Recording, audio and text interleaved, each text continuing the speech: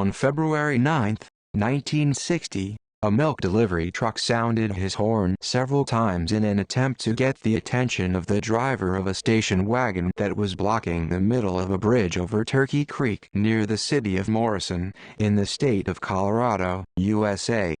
When there was no response, he got out of his truck and walked to the vehicle. It was empty.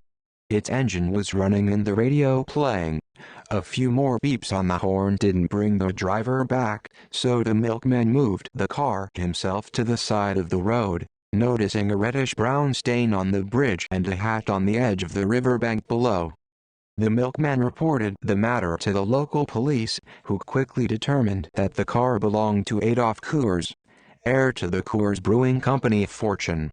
Coors had left his house located not far from the bridge that morning but had not been seen since. Searchers soon spread out over the area looking for the missing 45-year-old father of four. In addition to the hat, a few objects belonging to Coors were found below the bridge, but no other trace was found during the wider search. 24 hours later, the FBI's Denver division entered the case to help Colorado authorities with the passage of a day since Coors' disappearance. The federal kidnapping statute could be invoked and the full investigative resources of the Bureau could be called upon. Coors' wife, Mary, received a typewritten note that day, demanding a ransom for the return of her husband. Under the guidance of law enforcement, she followed the instructions regarding contacting the kidnapper, but heard nothing back from them.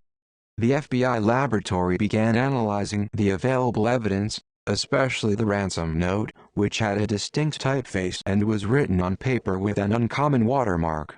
Meanwhile, state and local police pursued leads closer to the scene of the crime, conducting extensive interviews and other investigative activities.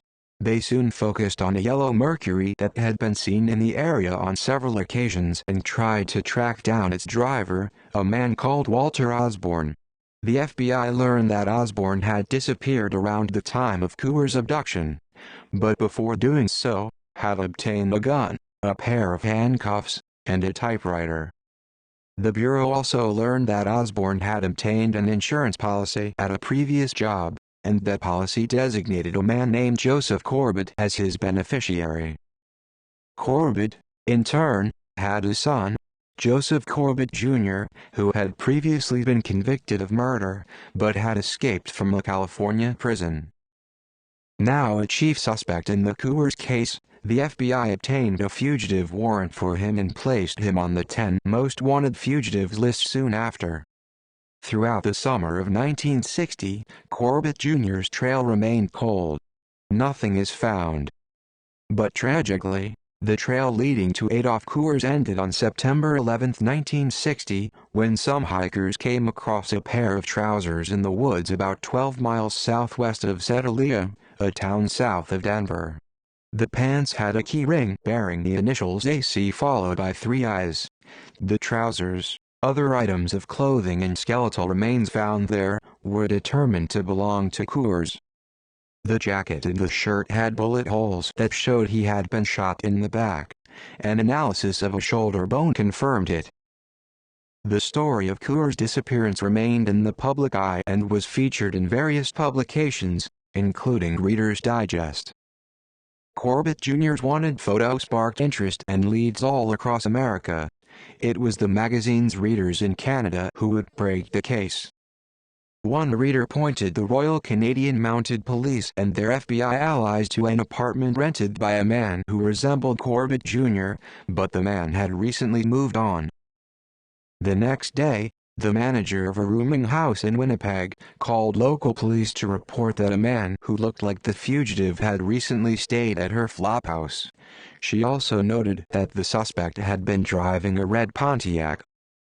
That new information went out across Canada, and on October 29, 1960, a Vancouver police officer reported a similar vehicle parked outside of a local motel.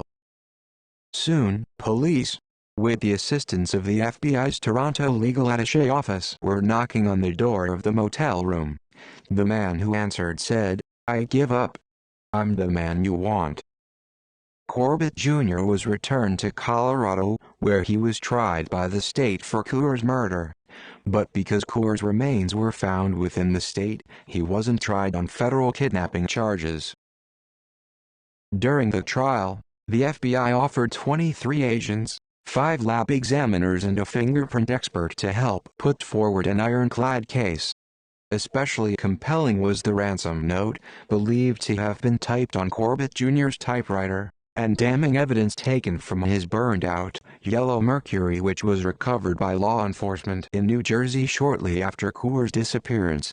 On March 19, 1961, Joseph Corbett Jr. was convicted and sentenced to life in prison. 65 years later, the FBI continues to offer a wide array of investigative assistance to our states and local partners, just as they continue to rely on the support of the public to help the FBI solve crimes.